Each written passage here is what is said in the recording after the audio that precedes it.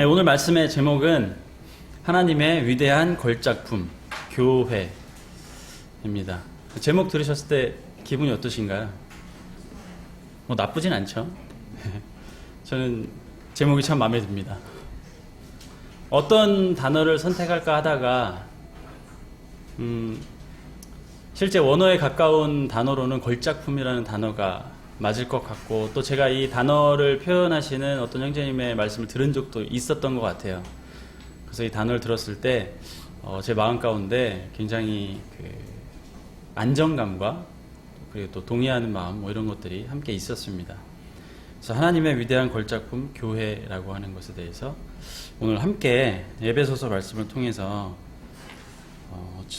묵상을 해봤으면 좋겠습니다. 교회라고 하는 것은 이제 뭐 성도님들도 잘 알다시피 그리스도인의 모임입니다. 그래서 이렇게 우리가 이렇게 모여 있으니까 서수지 교회라고 이제 저희가 지역의 이름을 따서 이렇게 명칭을 한 것이죠. 그리고 이제 이 에베소서 말씀은 주제가 그리스도의 몸된 교회입니다. 그래서 에베소서를 읽으실 때 앞에 1장부터 3장까지는 교회의 어느 정도 교리적인 부분이다라고 생각을 하시면 되고, 또 4장부터 6장까지는 이제 실제적인 부분이다라고 생각을 하시고 읽으시면 좀 이해가 더 잘 될 것 같습니다.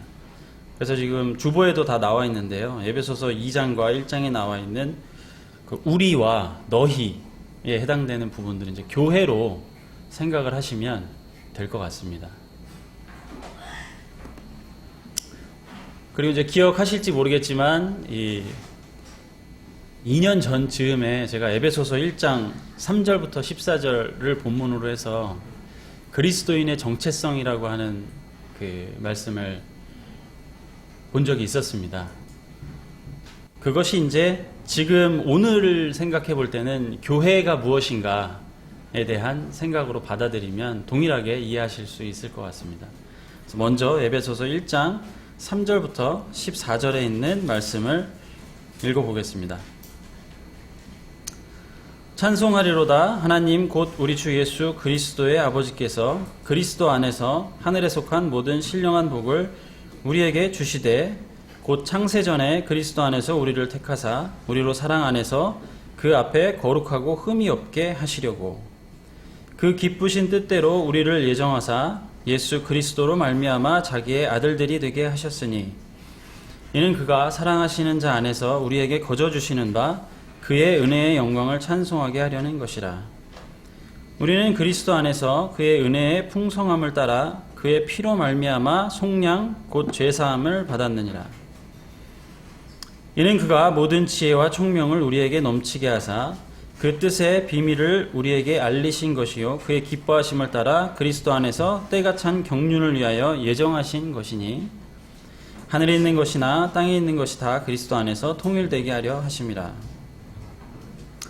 모든 일을 그의 뜻의 결정대로 일하시는 이의 계획을 따라 우리가 예정을 입어 그 안에서 기업이 되었으니, 이는 우리가 그리스도 안에서 전부터 바라던 그의 영광의 찬송이 되게 하려 하심이라.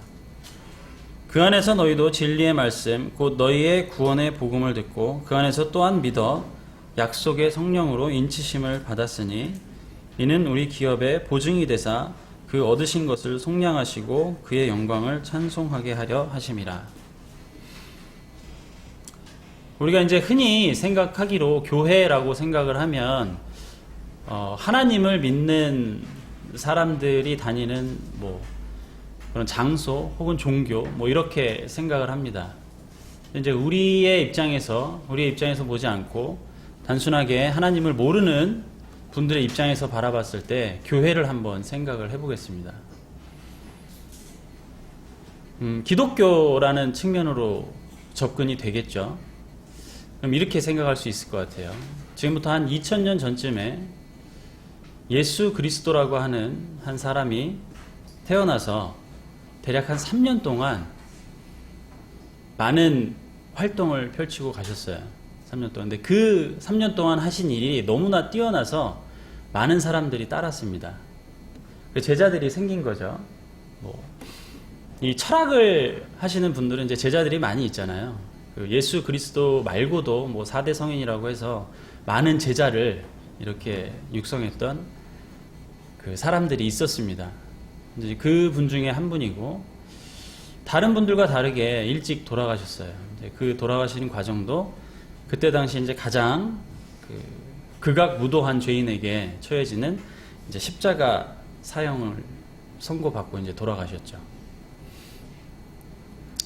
그 분의 제자들이 이제 지금 2000년이 지난 지금 이 시기에 전 세계에 어마어마한 양의 제자들이 있는 것입니다.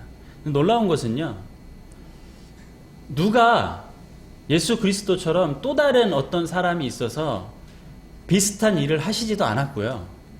그리고 제자 육성을 위해서 어떠한 노력을 하신 것은 아니에요.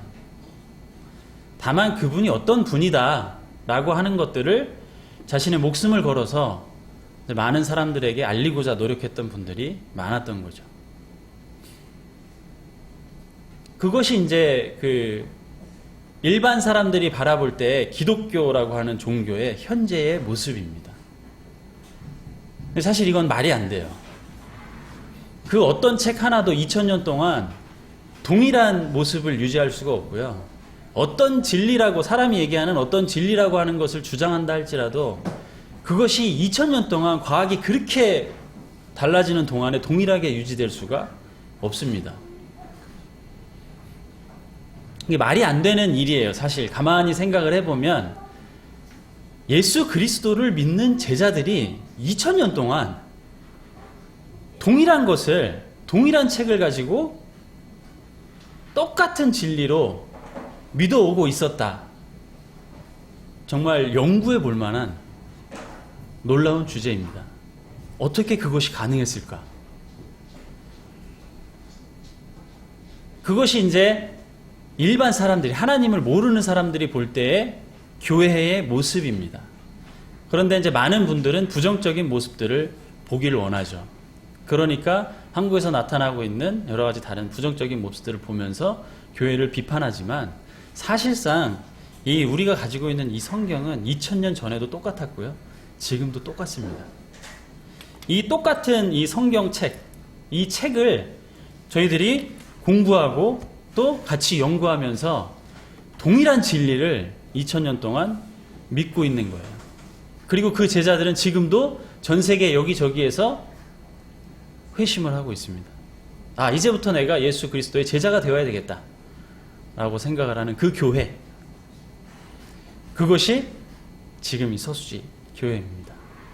지역적으로 여기서 모이고 있을 뿐이지 그것이 우리가 알고 있는 교회입니다.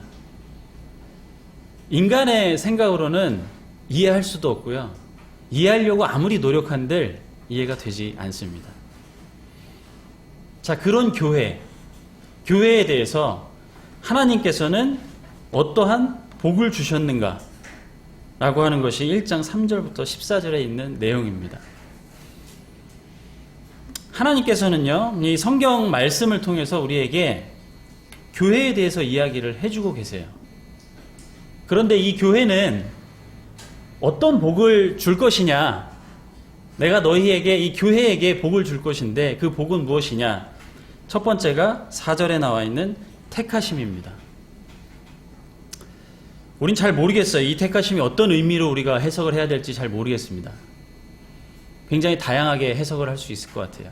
그렇지만 확실한 것은 창세 전에 그리스도 안에서 교회를 택하셨다는 겁니다.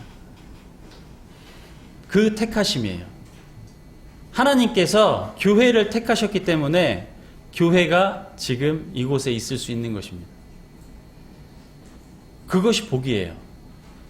하나님께서 교회에게 주신 복. 첫 번째가 택하심입니다. 두 번째가 하나님의 아들이 되는 복입니다. 5절에 나와 있죠. 예수 그리스도로 말미암아 자기의 아들들이 되게 하셨으니. 교회는 하나님의 아들인 거죠. 그래서 우리의 아버지는 하나님이십니다. 그 아들이 됨으로 인해서 저희가 또 어떤 복을 받게 되냐면 하나님의 영적인 기업을 물려받을 수 있는 권한을 갖게 됩니다. 그것은 11절과 14절에 나와 있습니다. 우리는 하나님의 아들이니까요. 하나님께서 주시는 유산을 받을 수 있는 거죠. 그리고 세 번째가 7절에 나와 있는 죄 사함입니다. 교회는 하나님께서 교회의 죄를 다 사해 주겠다라고 하는 죄 사함을 복으로 받았습니다. 그리고 이제 네 번째가 약속의 성령으로 인치심입니다. 13절에 나와 있는 교회는 죄를 사해 줬을 뿐만 아니라 성령님을 교회에게 주어서 그 약속의 성령을 통해서 인치심을 받는 복을 받았습니다. 한번 인을 쳤기 때문에 무효가 될 수 없어요. 그것이 교회가 받은 복입니다. 이 모든 복은 3절에 나와 있는 것처럼 하늘에 속한 신령한 복이에요. 자, 이 복 가운데에 우리가 이 땅에서 살면서 행복하게 돈을 많이 벌면서 건강하게 그런 복이 있나요? 이 땅에 속한 복에 대해서 하나님께서 말씀하시지 않으셨습니다. 하늘에 속한 복, 하늘에 속한 복을 말씀하셨습니다. 사실 교회가 받은 복입니다. 에베소서 2장 10절을 읽겠습니다. 우리는 교회라고 읽겠습니다. 교회는 그가 만드신 바라 그리스도 예수 안에서 선한 일을 위하여 지으심을 받은 자니 이 일은 하나님이 전에 예비하사 교회로 그 가운데서 행하게 하려 하심이니라. 교회에 복을 주셨는데요. 교회가 또 무엇이냐라고 이렇게 정의를 하냐면 교회는 하나님이 만드신 바라. 이 만드신 바라고 하는 원어가 걸작품이라고 하는 것에 가장 적합합니다. 걸작품이라고 하는 것은 그냥 뚝딱 만들어내는 게 아니고요. 온 정성을 다해서 온 열정을 다 쏟아서 온 힘을 다해서 많은 시간에 걸쳐서 만들어낸 작품입니다. 그래서 하나님께서 교회를 그렇게 만드셨다는 거예요.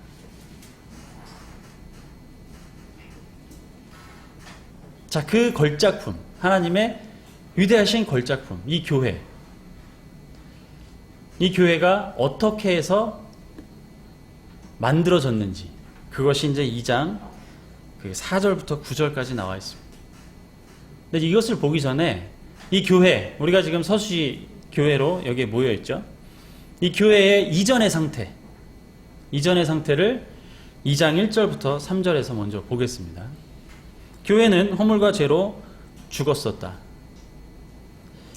그때 너희는 그 가운데서 행하여 이 세상 풍조를 따르고 공중의 권세 잡은 자를 따랐으니 곧 지금 불순종의 아들들 가운데서 역사하는 영이라. 전에는 교회도 다 그 가운데서 육체의 욕심을 따라 지내며 육체와 마음에 원하는 것을 하여 다른 이들과 같이 본질상 진노의 자녀이었더니 허물과 죄로 죽어 있었습니다. 교회는 원래 이제 인간이라고 표현을 해보겠습니다. 인간은 원래 허물과 죄로 죽어 있는 상태입니다. 이게 잘 이해가 안 돼요. 허물과 죄로 죽어 있었다. 우리는 태어나서 지금까지 살아왔는데 허물과 죄로 죽어 있었다. 이게 잘 이해가 안 됩니다. 무엇이 죽어 있었던 상태냐면 우리의 영은 죽어 있었던 상태인 거예요. 우리의 영은 허물과 죄로 인해서 죽어 있었기 때문에 하나님과 완전히 분리가 되어 있었던 상태라는 거죠. 교회는 원래 그런 상태였어요. 모든 인간, 지금 모든 인간이 그렇듯이 교회도 허물과 죄로 죽어 있었던 상태였습니다. 이 죽어 있었던 상태에서는요, 가만히 내버려 두면 육체가 원하는 대로 합니다. 사실 세상의 모든 사람들이 본인이 인식을 못하고 있을 뿐이지 다 자기가 원하는 대로 살아갑니다. 이것을 다른 이유로 포장을 하는 것이지 결국은 다 자기가 원하는 대로 살아갑니다. 때때로 어떤 순간순간마다 다른 사람이 원하는 것을 해주기도 할지도 모르겠지만 근본적으로는 이제 자기가 원하는 대로 살아가는 거죠. 이것을 이제 에베소서에서는 하나님께서는 불순종의 아들들. 그럼 불순종을 한 게 없는데 왜 불순종의 아들들이라고 표현을 하셨을까요? 허물과 죄로 죽어 있었기 때문에, 하나님과 완전히 분리되어 있었기 때문에 하나님 앞에 불순종할 수밖에 없었던 거예요. 우리가 원해서 불순종을 한 게 아닙니다. 불순종을 할 수밖에 없고 공중의 권세 잡은 자인 사탄을 따라갈 수밖에 없는 존재, 그것이 교회였어요. 그것이 인간입니다. 결국 어떻게 되죠? 진노의 자녀로 불릴 수밖에 없는 겁니다. 하나님께서는 공의로우신 하나님이시기 때문에 죄인을 벌하시는 하나님이세요. 허물과 죄로 죽어 있었고 불순종만 일삼는 인간들을 하나님께서는 하나님의 진노를 표하셔서 벌하실 수밖에 없는 것입니다.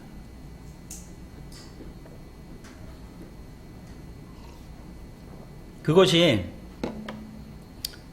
지금 본인들은 알지 못하지만 이 세상을 살아가고 있는 사람들의 모습입니다. 우리의 과거의 모습이었고,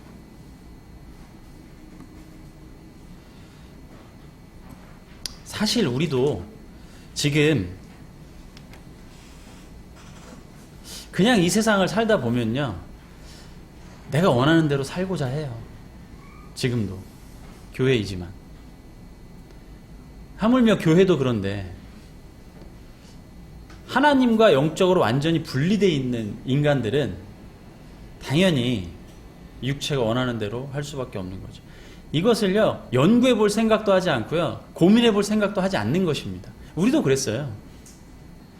내가 왜 살아가야만 하는지, 내가 왜 돈을 벌어야만 하는지, 내가 왜 직장을 다녀야만 하는지, 이것에 대해서 단순한 결론을 내리고 끝납니다. 먹고 살기 위해서, 더 안락하고 더 편안한 삶을 살기 위해서. 그렇게 단순히 결론만 짓고 끝나는 것이 우리의 예전의 상태였어요. 그리고 그것이 마치 올바른, 이성적으로 옳은 일을 하면서 살아가는 것처럼 여기고 살았던 거죠. 그런데 성경에서는, 하나님께서는 그런 인간의 모습은 허물과 죄로 죽어있는 상태다. 너희들은 불순종을 할 수밖에 없고, 그렇기 때문에 나의 진노의 대상이 될 수밖에 없는 것이다. 그게 이제 우리 인간의 상태였던 거죠. 그런데 이 2장 10절에서 보다시피 하나님이 만드신 하나님의 걸작품이 교회거든요. 그럼 과연 어떻게 그렇게 불순종의 자녀이고 허물과 죄로 죽어 있었던 진노의 대상이었던 우리를 하나님께서 새로운 피조물로 만드실 수가 있었을까요? 그 과정이 이제 2장 4절부터 9절에 나와 있습니다. 우리는 이 말씀을 굉장히 많은 시간에 하나님의 사랑에 대해서, 하나님의 은혜에 대해서 묵상합니다. 하지만 앞뒤 문맥을 살펴보면요, 이 2장 4절부터 9절은 정말 인간으로서는 이해할 수 없는 하나님의 놀라운 재창조의 작업이십니다. 그것이 무엇이냐면, 긍휼이 풍성하신 하나님이 우리를 사랑하셔서, 그리고 그 큰 사랑, 허물과 죄로 죽어서 하나님과 영적으로 분리돼서 내 마음대로 살아갈 수밖에 없었던 우리를 하나님이 사랑하셨기 때문에 그 다음에 나오죠. 그리스도와 함께 살리셨다. 죽어 있었으니까, 우린 죽어 있었으니까 살리셔야죠. 하나님께서 그리스도와 함께 살리신 거예요. 왜냐하면 긍휼이 풍성하시고 우리를 너무 사랑하시기 때문에 그게 살리신 겁니다. 살리실 뿐만 아니라 함께 일으켜 주셨고, 그리스도와 함께 또 함께 하늘에 앉히셨다고 나와 있습니다. 6절에. 그렇죠? 우리는 지금 이 땅에서 살아가고 있어요. 우리가 교회로서 이렇게 같이 모여서 하나님께 찬양을 드리고 하나님께 또 영광을 돌리는 이 행위를 하기 전에 우리는 세상에 살고 있었어요. 그리고 지금도 우리는 이 세상에 살고 있습니다. 뭐 크게 달라진 게 없어요. 내가 구원받았다고 해서 갑자기 내 통장에 돈이 들어오거나 아니면 주변의 사람들이 나에게 친절하게 대해준다거나 이렇지 않습니다. 달라진 게 아무것도 없는데 하나님께서는 우리를 살리셨다고 얘기하시고 우리를 하늘에 앉히셨다고 얘기를 하십니다. 예수 그리스도와 함께. 예수 그리스도는 올라가셔서 지금 하늘에 앉아 계시죠. 우리는 하늘에 앉아 있는 상태입니다. 예수 그리스도와 함께.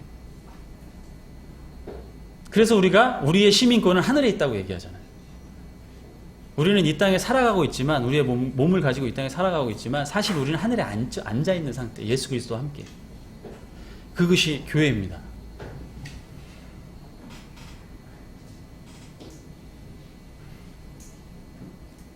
그리고 8절에 나오죠. 너희는 그 은혜에 의하여 믿음으로 말미암아 구원을 받았으니 이것은 너희에게서 난 것이 아니요 하나님의 선물이라. 우리가 하나님을 모르고 있다가 하나님을 알게 되는 과정. 저 같은 경우에는 이 하나님을 믿는 가정에서 태어났기 때문에 뱃속에서부터 교회를 다닌 거죠. 그리고 지금껏 제가 어쩔 수 없는 상황이 아니고서는 일요일날 교회를 나갔습니다. 지금껏. 제가 45살이니까 무려 44년 동안 일요일마다 교회를 갔어요. 그런 제가 제 삶 가운데서 구원받기 전과 구원받기 이후가 무엇이 달라졌을까요? 삶에서.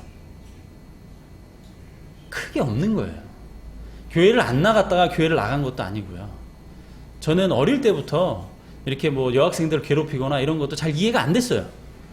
왜 이렇게 남자애들이 여자애들을 괴롭히는지 모르겠더라고요. 고무줄은 왜 맨날 끊어당기고 열심히 놀고 있는데 저 그런 것도 잘 이해가 안 됐어요.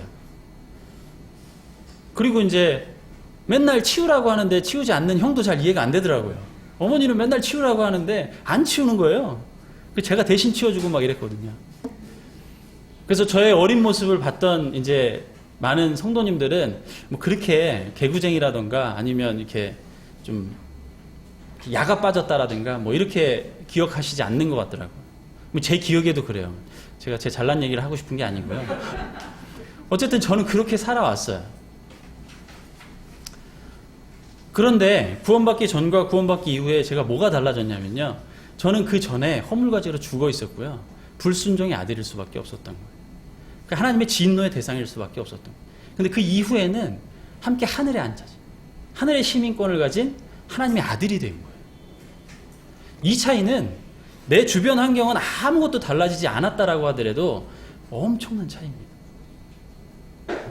이 차이를 우리가 인식하고 살아가느냐 인식하지 않느냐의 차이일 뿐이지 이 차이는 엄청난 차이입니다.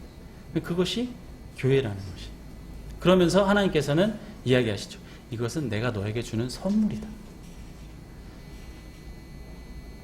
네가 무엇을 잘해서 이루어진 것이 아니니까 결코 자랑하지 말거라. 라고 이제 2장 9절에 나와 있는 거죠. 그런데 이 교회, 정말 하나님께서 허물과 죄로 죽어 있었던 우리들을 온 정성을 다해서 자기의 아들이신 독생자 예수 그리스도까지 희생해 가면서 재창조한 이 교회, 새로 만드신 하나님의 걸작품인 이 교회를 왜 만드셨냐는 거죠. 만약에 우리를 사랑하셔서 더 이상 그 죄 가운데 살지 말고 이제 너는 나의 아들로서 정말 하늘에 몸까지 하늘에 앉거라 라고 했다면 우리는 하나님의 아들이 된 동시에 거기 가 있어야 되죠. 이 교회, 이 땅 가운데 살아가고 있는 교회가 10절에 나와 있습니다. 선한 일을 위하여 하나님께서 만드셨다는 거예요.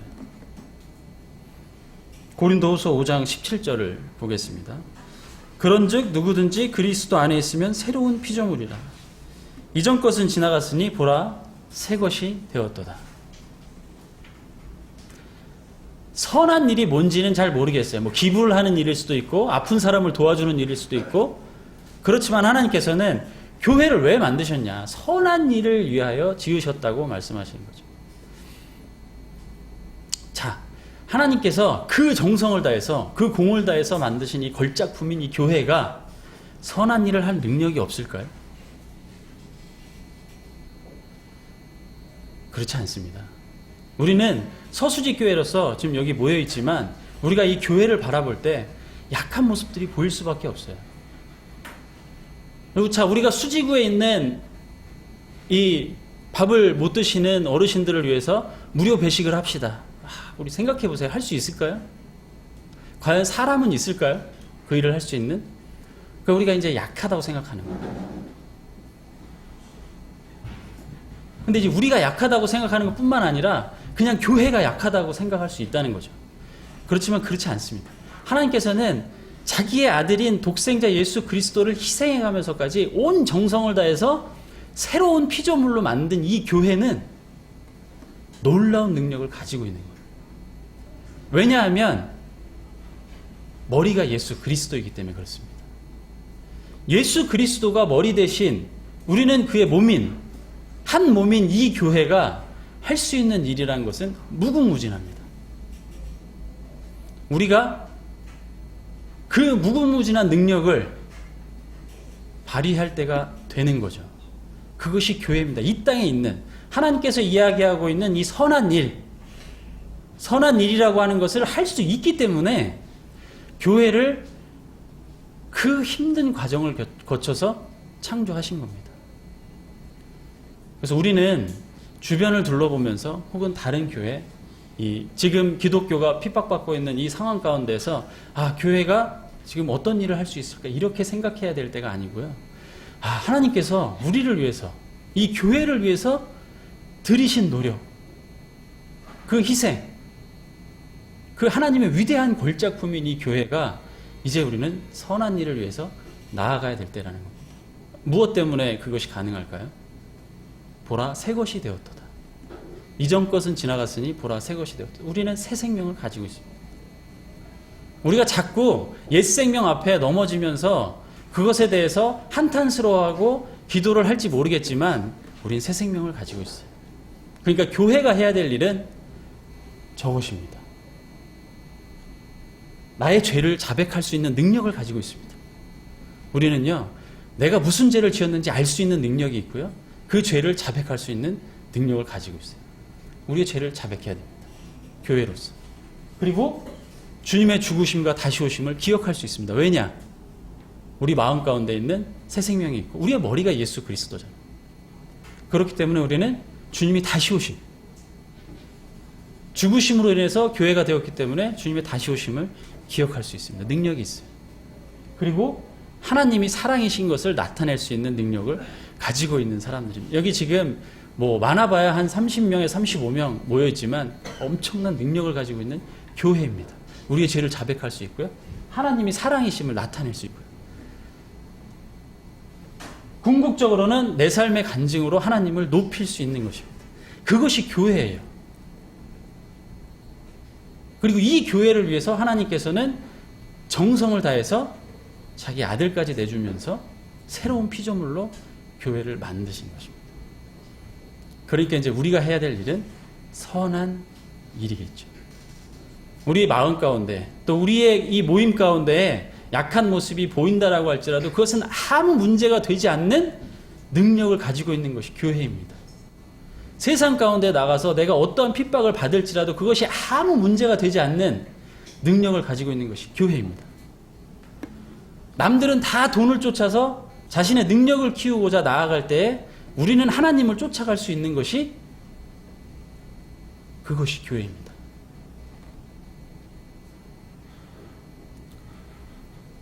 우리가 이 하나님의 위대한 걸작품인 교회라고 하는 것을 계속해서 상기하기를 원하고요, 또 그로 인해서 결국은 하나님을 높일 수 있는 그런 선한 일을 할 수 있는 교회가 되기를 기도하게 됩니다. 우리 다 같이 기도하겠습니다.